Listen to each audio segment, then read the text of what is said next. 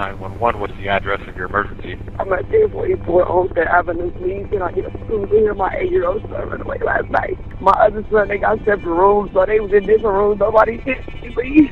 I don't know what time it is. What time? When was the last time you seen him? We all went to bed at like 9:30, 10 o'clock. My back door was wide open. Oh, man. Oh, man.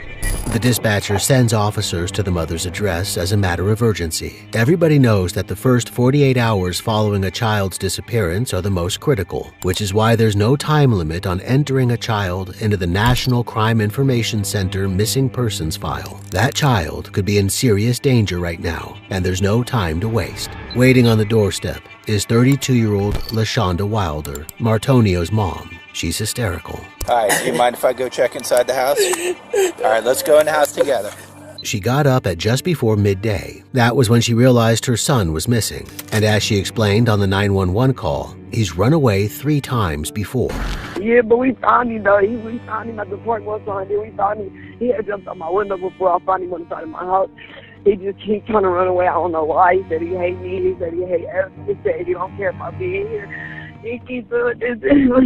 Oh, my God. The officers start to search the house and the backyard for any signs of him. Let me go check out here real quick, okay? 5-3, do we have a last closing description? No, I'll work on it here. I'm just checking the house real quick. Just give me a few. So there's no family or friends or... No, no other family or friends. What? I haven't seen nobody out when I walked around the house. All right. All right. There's no forced entry to the rear door in this house. So far, it doesn't seem like Martonio has been kidnapped. With his history of running away, it's more likely he's hiding somewhere nearby. The officer contacts dispatch to set up an Amber Alert. Mom says he has done this several times before. Mom is hysterical, and son does take medicine for ADHD. Didn't notice anything suspicious. I did clear the house. Didn't notice any suspicious things inside the house. No signs of forced entry. And I got units circulating the area right now for the juvenile. The one time he was found down the road here at the park, right around the corner. And then the other time was, I guess, behind the lady's house, right behind her house. Exhibit A Franklin 24, CR 345, probable cause affidavit, line 12. Upon entering the attic, officers discovered a black trash bag containing the body of an 8-year-old male. That single sentence is where the state of Ohio says the crime ends. But the real story begins the moment a 911 call comes in, a mother's voice sharp with panic, claiming her son ran away. Listen to what the dispatcher hears. Listen to what she doesn't say. Before we go deeper into what the documents actually show, make sure you're subscribed to Law and Crime Insiders, because we don't just cover the story, we follow the evidence. The house is at 44 Avenue.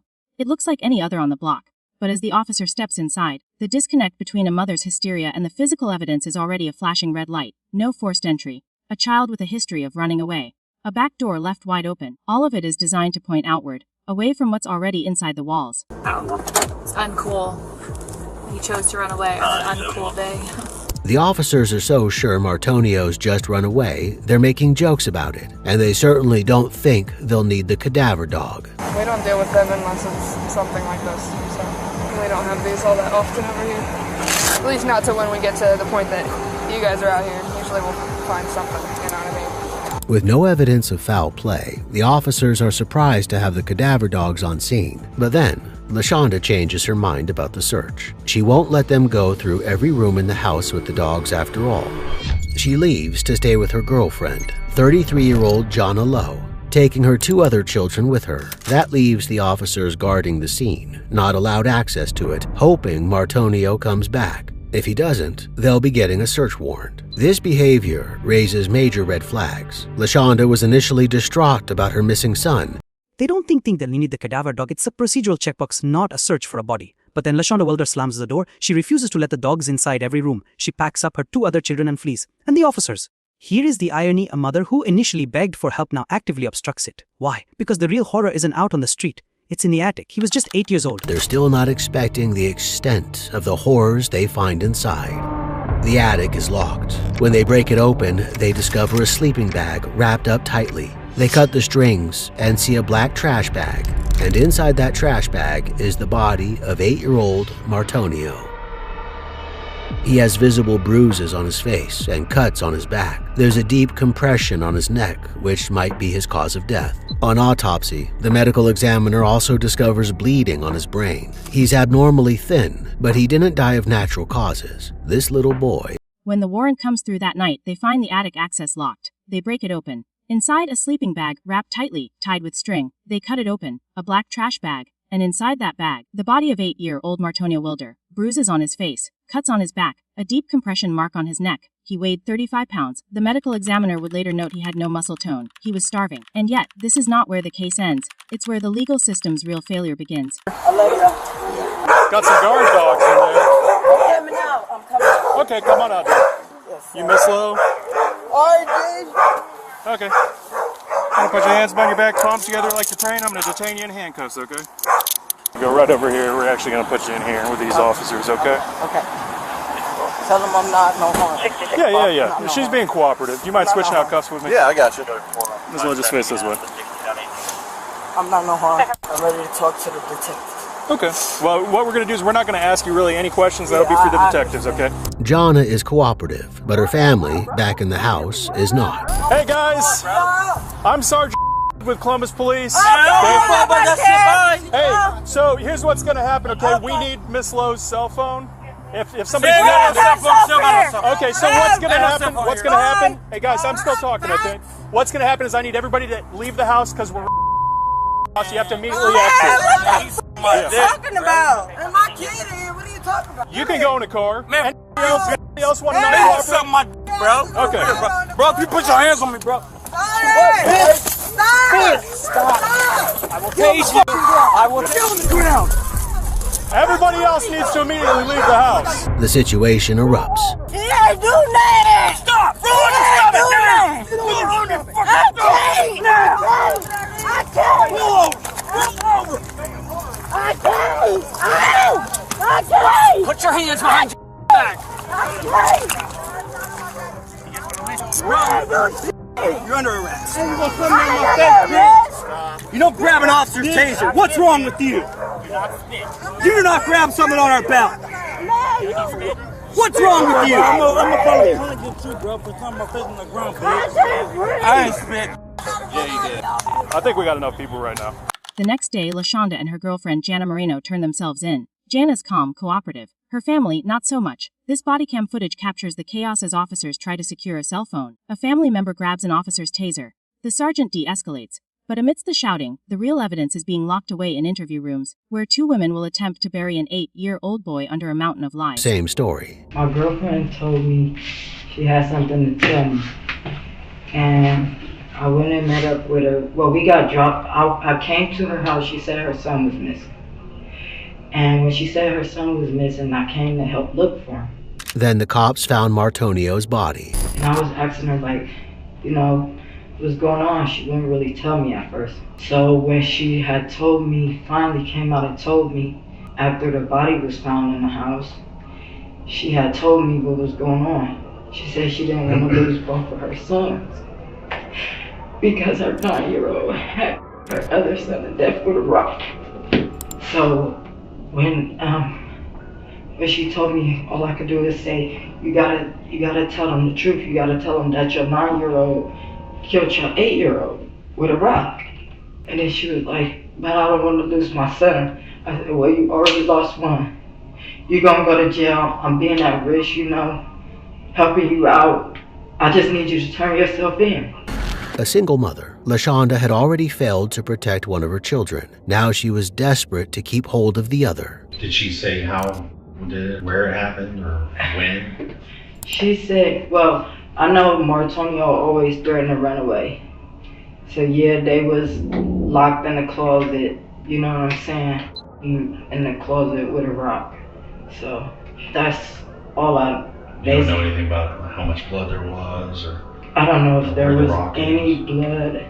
Okay. But the story doesn't totally follow, so the detectives dig a little deeper. So let's, if you don't mind, let's start back to yesterday. Actually, we're going to go back to Thursday.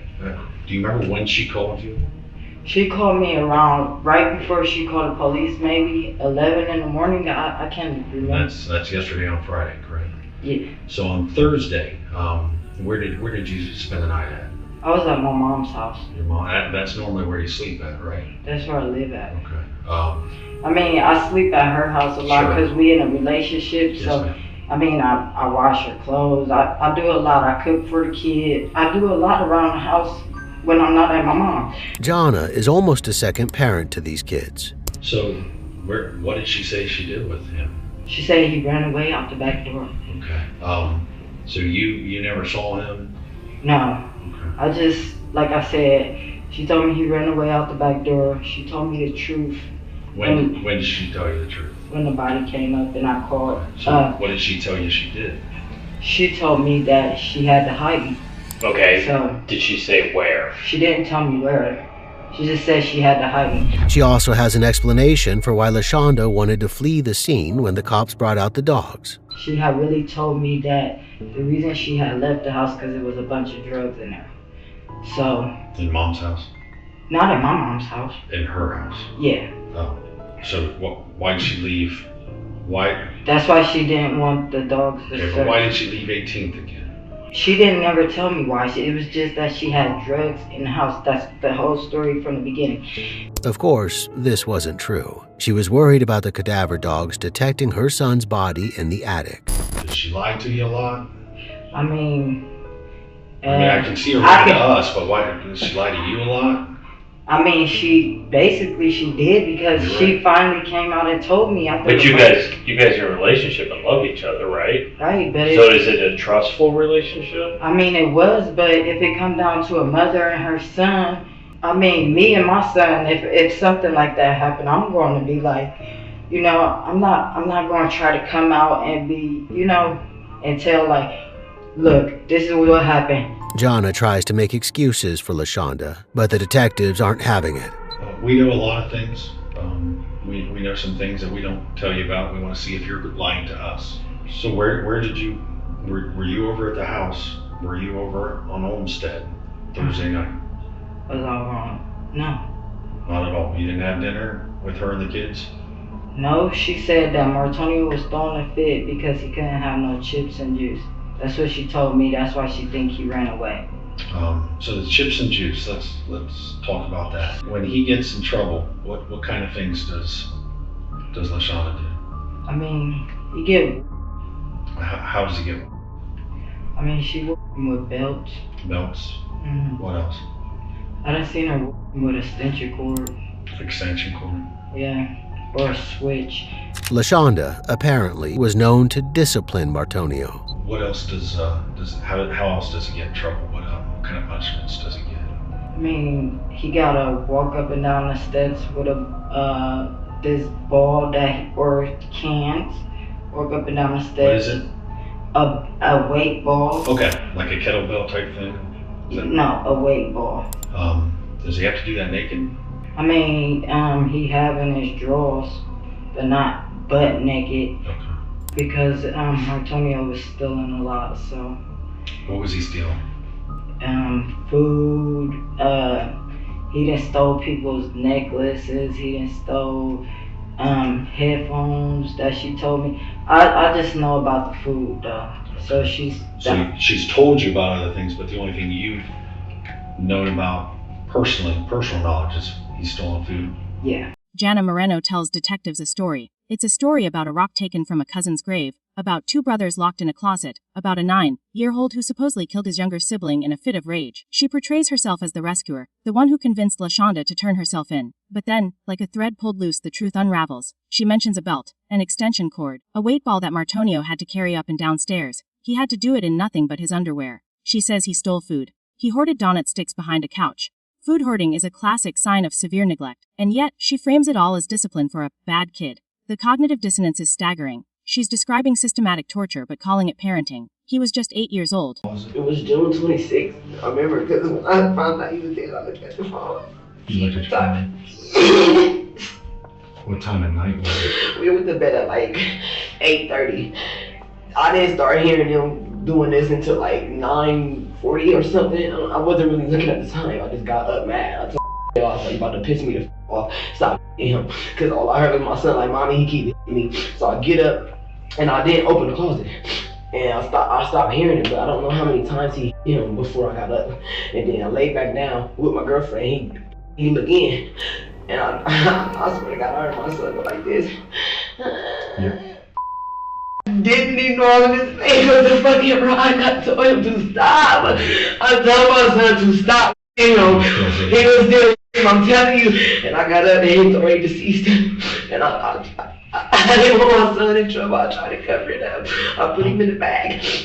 He said I didn't think that rock was gonna kill him. And both our fingerprints was on that rock because I took it from my son. I don't even know how he got it in the closet. Just like Janna, she's inventing reasons why the physical evidence might implicate her. So Janna was there with you?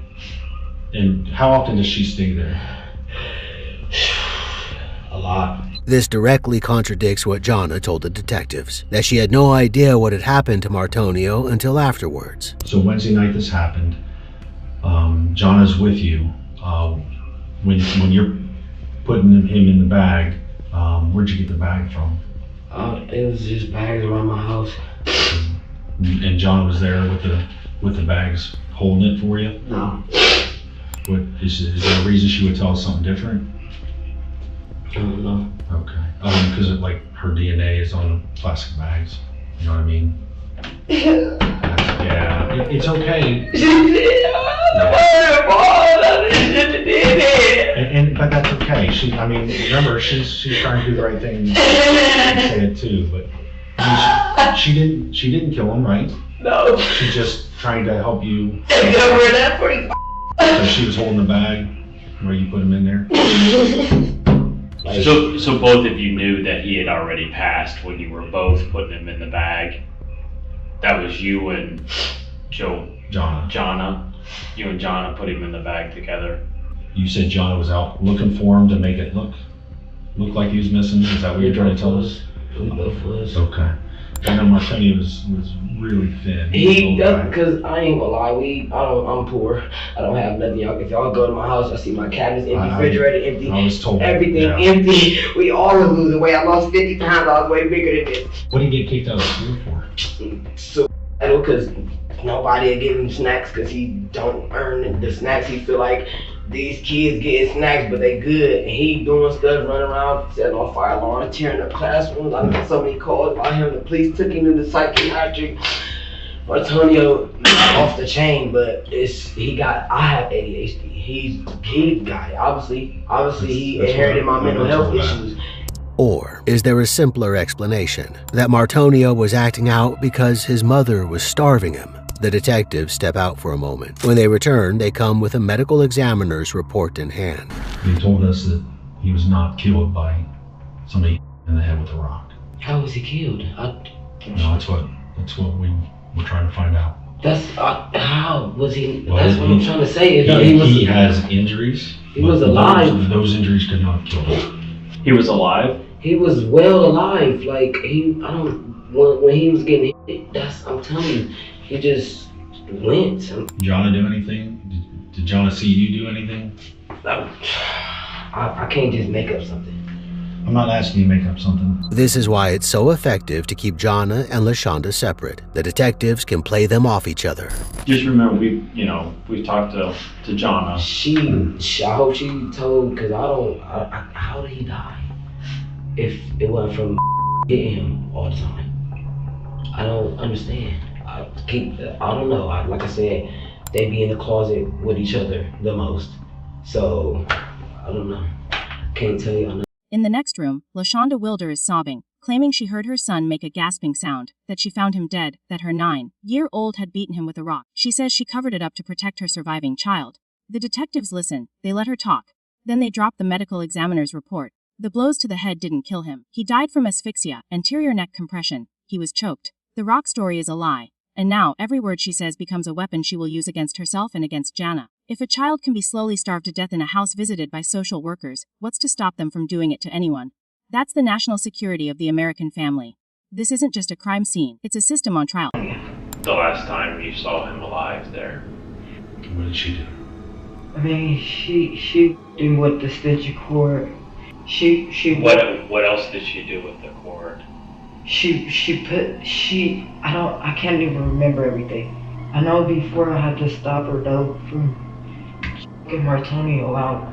Yeah. That's what we're talking about. That's what we're talking about. That's not this day. Not at all this day. Not at all. I swear, not at all this day. She didn't choke him with that cord. Well, when did she? She had choked him. Me and her got into it. And I even left the house because I'm like, you treat better than Martonio, like I told y'all. And they do the same thing. If Lashonda had Martonio in the past, what was to say she didn't do it again that night? The doctor knows that a 9-year-old did not kill him. Finally, Janna breaks. I didn't see her him with a cord. Well, what did you see her with? I seen her put crutches, her crutch. Yeah, now you're getting it. But putting her crutch what out? Like Martonio was, she put, like I said, she put him in the closet. Martonio was still everything. So it wasn't like it didn't never touch his neck, because you see how skinny his neck is. Her crutches for her is big. So she just stuck it. She said, if you don't shut up, I'm gonna beat you. Okay. That's all she did. So where did she put the crutch? Maybe. You're holding your neck. Yeah, you're holding it. Yeah, no, I'm going in the trash. No, on him. What did she? That's what I said. The crutch, like, I'm Martonio. Okay. And she stuck it, like, his neck is skinny, so, like, the crutch, like, it touched the corner of the wall. That's what I said. It never touched his neck. Could the crutch be the murder weapon? We know that it didn't happen, and it's unfortunate. She didn't want to hurt him. She didn't want to kill him, no. But you guys discussed what to say so you could try and minimize it. Why is the crutch in the trash? Faced with the forensic truth, Janna begins to crack. She tells detectives about a crutch. Lashonda used a crutch to pin Martonio against the closet wall, pressing it into his neck to keep him quiet. She claims it never actually touched his neck, that it was just a threat. But she also admits they threw the crutch in the trash. They hid the evidence: the cord, the belt, the crutch. Each one a tool in a house designed for suffering. And here's the kicker: Janna had told detectives earlier that she had seen Lashonda choke Martonio with an extension cord before. She had stopped her then, but that night she didn't stop it. Going right after her? Yes, ma'am. There's a few more lies that we're trying to break through. And I realize this is really, really hard for you. You're just not thinking straight. I didn't my son to death. You're right. You're right. You're absolutely right. We know you did. What else did you do with other than the cord? Nothing. I'm telling you. Then what else? Man, I'm telling you, I'm not always there when she has them doing that. She watches my kids too. She's now fully throwing her girlfriend under the bus. So why did we have to throw the crutch away then? I've been off the crutches though. Why did we have to throw the crutch away? Because I've been that off night. That day. No, that night. They been.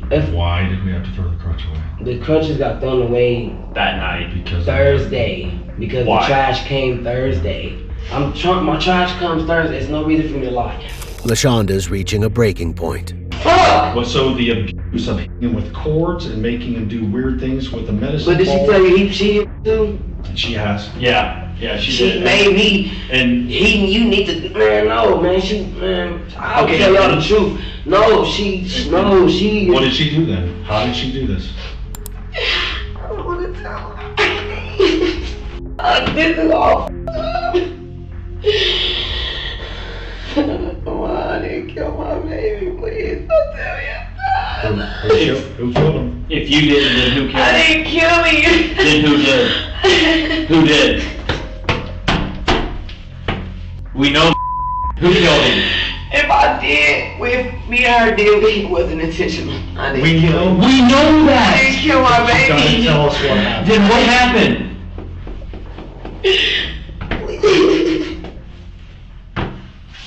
We both with the crutch. Finally, she admits it. She looked like my son. What did she have you do? What did you do? I didn't do nothing. She thought she was gonna just hit with the crutch. Where? On his leg and stuff.